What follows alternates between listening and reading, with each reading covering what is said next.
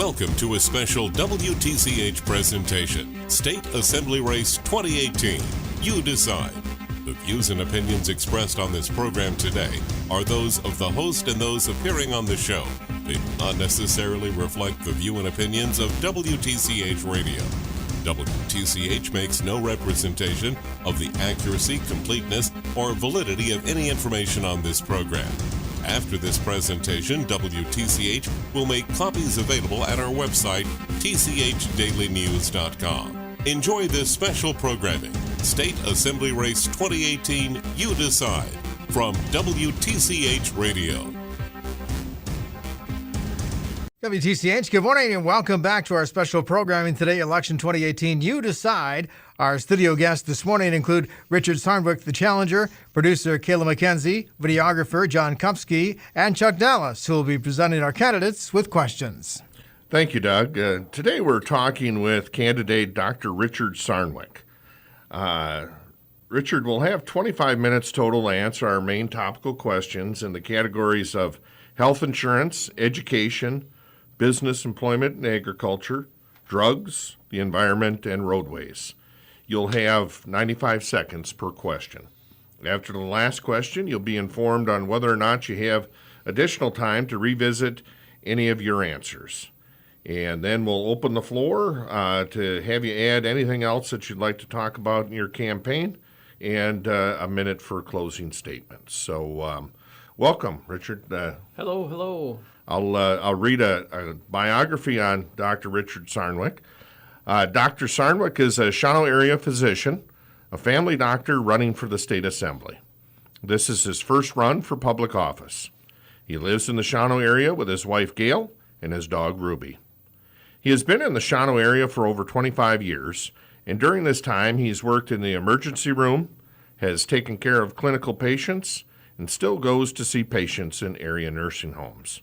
He served as chief of the medical staff at the Shawano Medical Center from 2002 to 2004.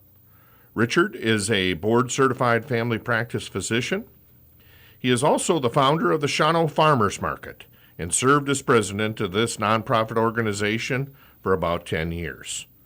Dr. Sarnwick plays fiddle in a Shawano area music group and is a big believer in the future of Shawano and surrounding communities. So again, welcome, Richard. Thank you. First question deals with health insurance. How do we approach health insurance affordability for Wisconsin residents who are small business owners or farmers and cannot get health insurance premium assistance through an employer? Well, Chuck, I see small farmers and small business owners every day, and their life is getting to be more and more miserable because of the high co-pays and high deductibles. So I have a radical approach for that. I really recommend universal health insurance for all U.S. citizens.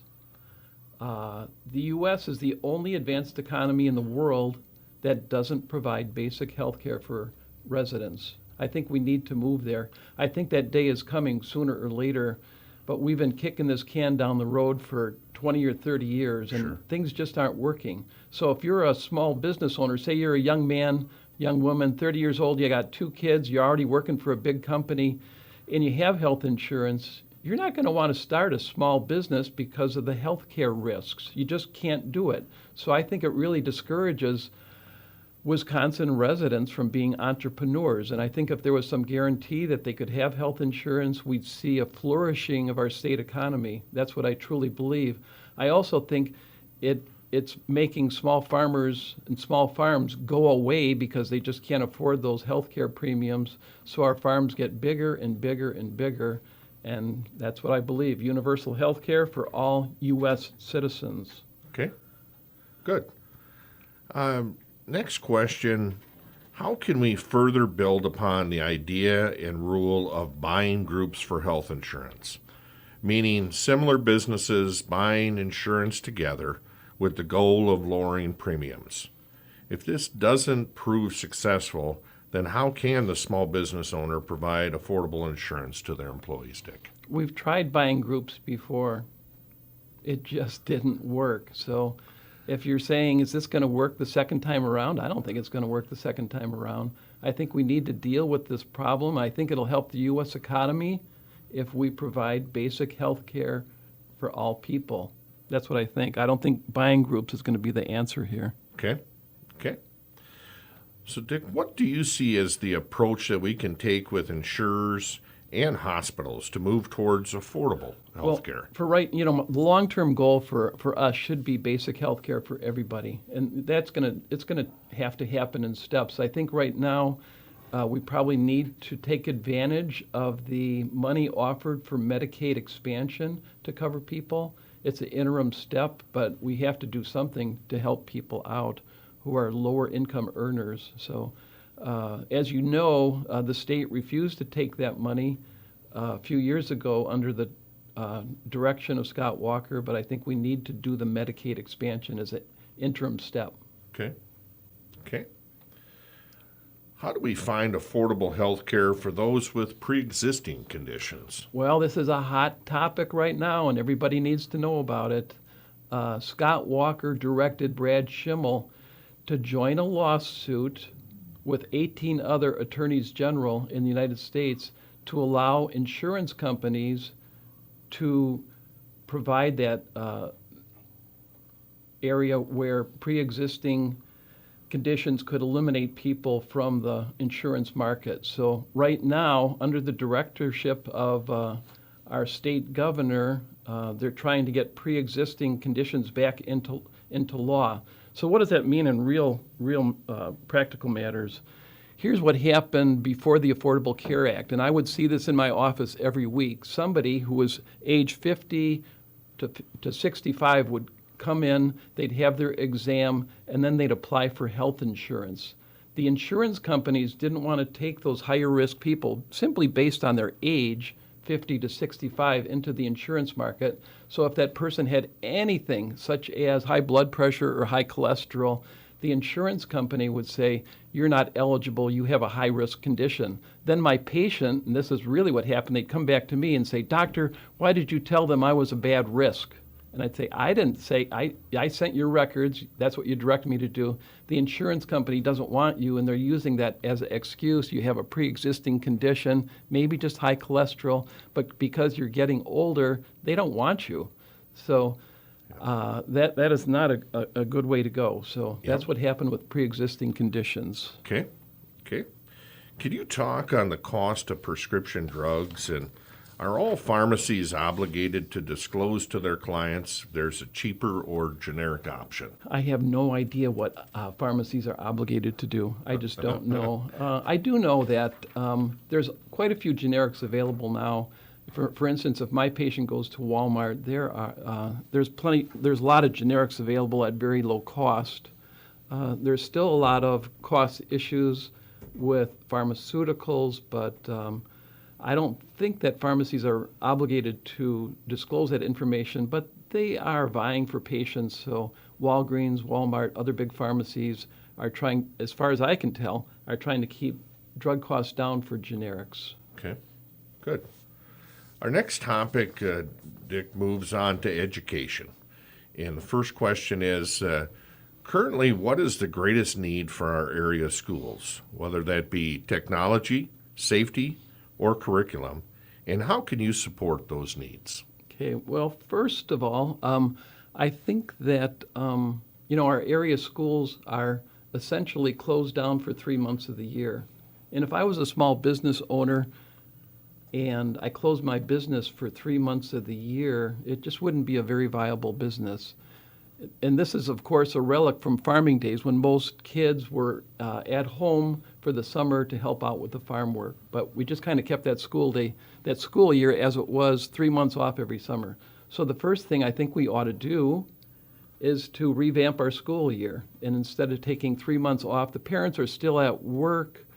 Those kids are free and loose maybe for three months of the year. I really think we should revamp the school year to keep our schools open all year long and take intermediate vacations scattered through the school year.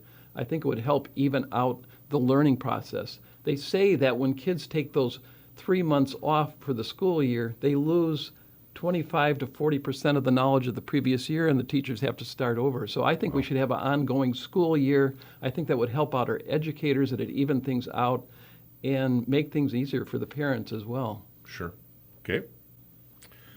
So next question is, how can you support our area educators and teachers using programs and/or incentives? Well, I think we may need some incentive programs.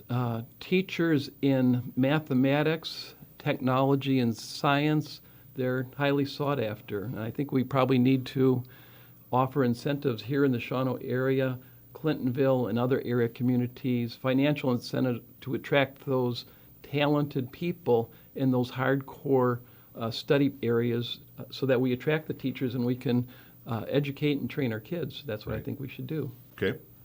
Okay.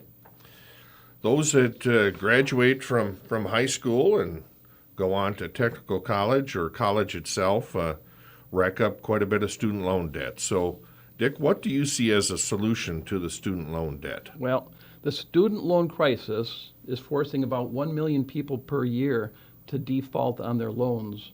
And there are currently 44 million borrowers who owe about $1.5 trillion in student loans.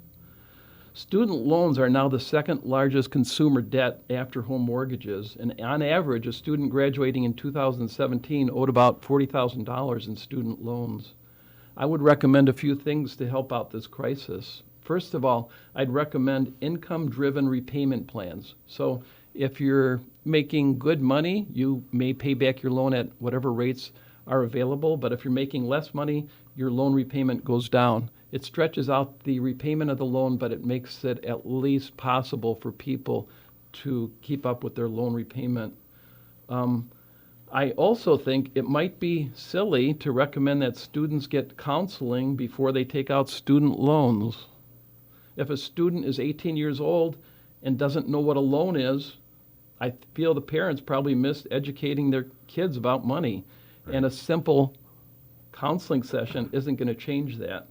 I think teaching kids in high school, maybe having some coursework about the fundamentals of money, the fundamentals of loans, finance systems, how to save money, how to do a checking account, might have an impact if we required that in the high school education curriculum. But frankly, I think kids learn most of what they see about money from their parents, and we might be missing the boat there. Okay, good. Next, we're going to move on to business and employment and agriculture. In August, there were discussions about Wisconsin wedding barns and alcoholic beverage regulations. Is there anything we need to do to refine Wisconsin alcohol laws, or are they working well just the way they are, Dick? I think the laws are kind of archaic. They're left over from long ago. Some of these laws were implemented right after Prohibition was lifted. But we should recognize that Wisconsin is a drinking culture. It is what it is. We come from a heritage of drinking. We're Polish people, we're Germans and Irish. These were all drinking cultures. We have lots of other nationalities as well. I respect these cultures, even if I don't mention them by name. The Tavern League wants reassurance that they are not doomed if the laws are revised. The laws need revision, and doing this revision, I think, is really complex, and it affects a lot of different types of shareholders and groups. But here's what I think about some of the issues. First of all, if a family is having an event of their own, and it's once a year, I think they should be able to bring their own liquor into the event. I don't think they should be regulated. Second, if a barn's been remodeled and it's serving alcohol on a regular basis, and they're doing events, wedding events, whatever, I think they should be licensed to do that and have to follow those regulations. Okay. Another issue is wineries and breweries. If they produce their own wine or beer, they shouldn't be required to buy that back from a distributor. So some of the laws say that if you're a winery or a brewery, you have to sell your beer or wine to a distributor and then they sell it back to you. I think that's wrong. Okay. Finally, if a winery wants to serve wine at their own venue later in the evening, I think they should be allowed to do this. Right now, I think wineries are forced to close at 9 p.m. I think they should be allowed to have later hours. And I think people who want to sip on fine wine are not the same people who go to taverns, and I don't think that should upset or bother the Tavern League. Okay, good. Dick, many Wisconsin farms and industrial employers rely on immigrant workers. What is your stance on this topic? Well, my grandparents came from Ireland and they came from Poland. So my parents were the children of immigrants. In my own medical practice, I have Mexican immigrants that I see, and these parents bring their kids in at the end of the day because both of the parents are working full time. And they're doing the kind of work, frankly, that white Americans refuse to do. And these people, in my experience, they're not gang members or anything close to it. They're doing the work that white Americans don't want to do. They're taking care of their kids, and they're going to church. And for me, this is just my experience with immigrants in this area. On a national basis, though, I think there's 4 policies which can help benefit the immigration issue. First, immigration at the border should be orderly, and it should be legal and humane. Right now, we have a big mess down in Mexico with people who want to barge across the border. I don't think that should happen. If that happens, it's just going to irritate both sides of the fence. This matters because public perception of disorder at the border fuels anti-immigrant sentiment. Secondly, immigrants should be encouraged to work. Third, they should be encouraged to fit into our culture. It's known that 60% of foreign-born Latinos mostly speak Spanish, but their kids only speak Spanish 6%. So 94% of them use English as their primary language. So that first generation may not fit in, but the second generation does. Time on this one. Fourth, immigrants should be seen to pay their own way. They shouldn't be seen of abusing the system. Migration has made America the innovation hub of the world.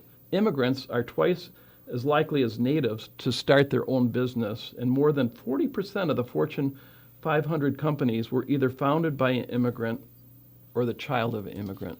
Okay, good. Dick, Foxconn has been a hot button topic. What impact on taxes and economics does Foxconn have on us in the 6th District?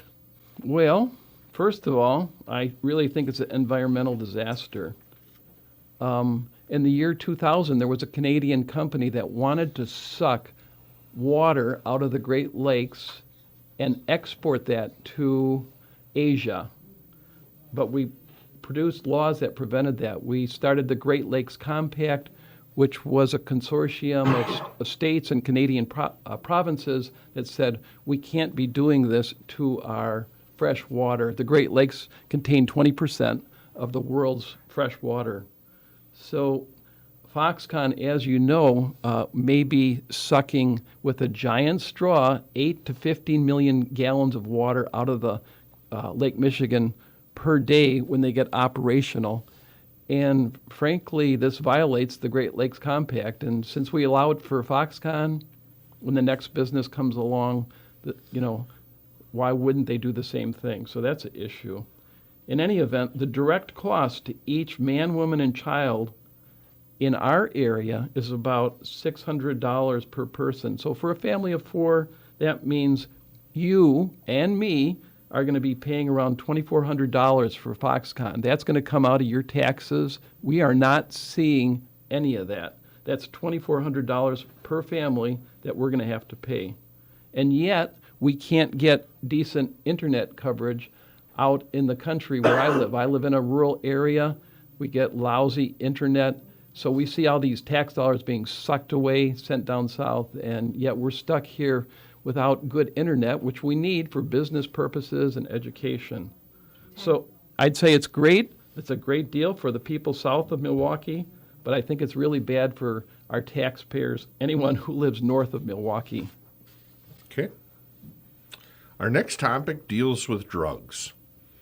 On opioids, how do we create a safe separation from those who truly need opioids from a medical standpoint and those who abuse these drugs. Okay. Well, you're talking to the right guy. So, I see a lot of our legislators and leaders talking about how many committees they are on regarding the opioid crisis. I see this all the time. I just think it's a lot of hot air. What I'm doing right now is working with 2 other doctors in the Green Bay area and with a large healthcare company to start an opiate treatment clinic, first in Green Bay, and then I hope to bring that clinic out to Shawano. Part of the problem with the opiate crisis is that people who are in crisis and their families are also in crisis. It's not just the person who's addicted to the opiate. They don't have any money, they've lost their job, they don't have a car, and then we tell them to get treatment. And you know what? There's no treatment facilities or very limited treatment here in Shawano. So I'm a boots on the ground kind of guy with this deal. I'm undergoing my training right now. Last week I was in Milwaukee working with an addiction psychiatrist to learn the ropes, and I'm going to do ongoing training for October and November to obtain my license to be able to prescribe maintenance therapy for opiate addicted people. So really boots on the ground. Good. Okay. What's your stance on medical marijuana, and I guess in what form? Well, I'm going to talk about medical marijuana and also recreational marijuana. Okay. The state of Colorado, we all know, has legalized recreational marijuana. And last year, they received about $250 million in tax revenue from use of marijuana. So as a doctor, frankly, I don't want to even prescribe medical marijuana. There are certain people who may benefit from that, but I think it was abused in a lot of the states who use medical marijuana first. So people who are undergoing cancer chemotherapy, I think marijuana has a real use. But then there were many people who abused the medical marijuana. They would go into the doctor or provider and say, I have a headache. The only thing that works is marijuana. You need to prescribe marijuana. And the doctor would maybe prescribe that. Frankly, I don't want to be in that morass. I don't want to do that. So if we're going to have marijuana in our state, I really think we should just legalize it, use the tax benefits that we get from that to provide funding for a couple areas. We should provide funding for mental health, and we should provide funding for drug treatment programs. We should use that money. We should just legalize it. It's the same thing that happened with alcohol and Prohibition. When Prohibition was occurring, everybody was still drinking, and I think some of that same thing is happening where people who are using marijuana, they're going to use it whether they buy it legitimately or illegitimately. I think we should take it out of the hands of criminals and drug pushers, legalize it, and use those tax benefits. Okay, good. Next topic is the environment. How do we keep our groundwater clean, and how large is the threat of contamination? Well, the question is it's a little funny question. Groundwater, I would say groundwater and well water. That's really the question I think you have. Okay. We've all heard the stories about the well water situation in Kewaunee County. Many of the wells there are contaminated, and experts feel that was due to the thin layer of topsoil in the area and the application of too much manure to the topsoil present. So that's a problem in some areas. Another problem is concentrated animal feeding operations.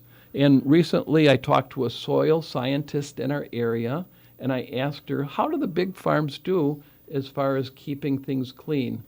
She indicated that the big farms do a really good job at keeping the water clean. And in fact, they might do a better job than some of the small farms. I know that's surprising, but that's what she said. And but the problem with the big farms is that when things go wrong, they really go wrong. Recently, I think it was on September 12th, 2018, in our area, there was a spill of 300,000 gallons of manure in Brown County in the Oneida area, and the manure was dumped into Silver Creek, which is a tributary of Duck Creek, because a valve malfunctioned on one of those big holding tanks. So people were advised to stay away from the waterway. But when we have these large manure holding structures, things go wrong. They really go bad quickly. I think staffing the DNR to protect our state water and air, instead of staffing the DNR to protect business interests would be a good start.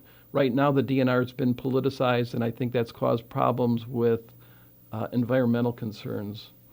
I believe the Walker administration used the DNR to protect business rather than to protect the ordinary citizen and the ordinary hunter.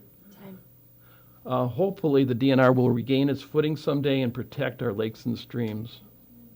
Okay. How do we work with businesses to control pollutants in our air and our waterways? Well, I think the answer to that is to enable the DNR not to be politicized and let it be a department that works on both sides of the aisle. Okay, good. Our next topic is on roadways. Is there anything we can do on the district and state level when it comes to fixing our Wisconsin roadways and bridges? Are there tourism grants that rural counties could qualify for that help us fix some of these problem areas? Okay, well, I think this is a failure of leadership. Our roads and our bridges, they just aren't being taken care of. And the reason for this is because the controlling party, they control the governorship, the state senate, and state assembly, do not have the political will to raise taxes and deal with the problem. It's a problem they've been able to kick down the road without raising taxes. But sooner or later, roads and bridges are going to get worse and worse. Our state government, no matter who's in control of it, must be willing to have the political will to address the problem and deal with the fallout of making a decision. Right now, no decision's been made. I'm in favor of developing a toll road system, much as they do in Illinois. I'm not in favor of a wheel tax, which I feel imposes an unfair tax burden on rural areas like ours. I'm also not in favor of increasing the fee for vehicle registration, which I also think imposes a greater tax burden on rural areas. I like the idea of toll roads on our major interstate road system. This would shift a lot of the burden onto heavy industry and trucking, and I really believe that the large trucks are very hard on our highways and do a lot of damage to our roads. But our politicians, they must make a decision and deal with the fallout from the decision. Right now, lack of leadership, especially in the governor's office, I think is causing a steady and dangerous deterioration in our roads and bridges. Okay, good. You have 4 minutes. So in the upcoming election here, there's discussion on a blue wave. What's your thoughts on that, Dick? Well, I'm not really buying it. I think that both major political parties are highly motivated right now to get out the vote. I don't think it's going to be a blue wave. I think that there's going to be a lot of close races. I think that Democrats are energized, and I think Republican voters are energized. We have lots and lots of Republican voters in our district, and I think they're energized as much as the Democrats are. So Sure. I don't see much of a blue wave. You now have 4 minutes to talk on your campaign or anything else that you feel is relevant. Okay, well, we have problems in the state of Wisconsin, and I don't think these are Republican problems, and I don't think they're Democrat problems. We need to look at them as problems, but not as political toys. The first area that people are crying out for is for somebody to address the health insurance issue. We need to have health insurance for all Wisconsin residents, and we don't need to have Wisconsinites going into bankruptcy because of medical problems. I would propose that we need to offer some sort of universal health insurance to Wisconsin residents and taxpayers. Having such a system would draw talented young people and young families back to our state where they could start new business. It would encourage small farmers to stay at the small farm. It would improve the physical and mental health of all of our residents. And it's been shown that having universal health insurance in other countries not only improves physical health, but it improves emotional health and actually lowers the suicide rate. Our next problem is climate change. And we need to address this as a state and not ignore it. And I'd say if we were to act like grown-ups, our grandchildren and our great-grandchildren will thank us for our wisdom and foresight. Whether we like it or not, our climate has changed in our generation. It's not our fault, but we need to address this. Climate change, whatever the cause, threatens our national security, and it's directly impacting our naval bases on the coastline. I would propose legislation to provide considerable tax benefits for people, for families and companies who utilize solar and wind energy sources. Another area is term limits for our legislators. We should have a limit of 4 years for assembly members and 6 years for the Senate. This would do a lot of things. It would take a lot of the money out of politics. Maybe it would reduce the number of commercials that we have to watch on TV. And it would encourage the average person, you and me, to become a legislator. It would remove inertia from our lawmakers because they'd need to get in, get something done, and get out. No more career politicians. 15 states already have term limits for their state legislatures. Finally, I'd recommend legalizing marijuana and using the tax receipts to fund considerable mental health providers and facilities and drug treatment programs. Okay. And I'd like, if I got a minute, I'd say one other thing. Wisconsin residents, everyday people, need to know that our current governorship is trying to reenact the pre-existing law for insurance companies. This is going to hurt the average person, and we can't let that happen. Okay. Any other closing comments at all, Dick? Yes. Right now, Governor Walker implemented an advertising campaign in the Chicago area on trains and mass transit, telling young people that their commute time would be shortened if they moved to Wisconsin. And I'd say if we want to draw young, talented people from the big city back to Wisconsin, we should enact some sort of health insurance program which would draw them back. I think if they had adequate health insurance, that would be a strong draw for young, talented people to come back to our state in our rural areas. Right now, there's been a drain. People are leaving rural areas, but if we provided that benefit, I think it would really help out our state economy. Well, I want to wish you the best, Dr. Sarnwick, on your upcoming elections on November 6th. Thank you very much for coming. All right, thanks for having me today. Thank you for listening. And today, again, is our special programming, Election Day 2018. You decide. Our studio guest, again, just now was Richard Sarnwick, a challenger in the 6th Assembly District. Our producer, Kayla McKenzie, videographer John Kupsky, and Chuck Dallas was our candidates with questions on today's forum. Thank you. And again, a reminder, you can get all of the information today with the video, and that's available at tchdailynews.com here on WTCH.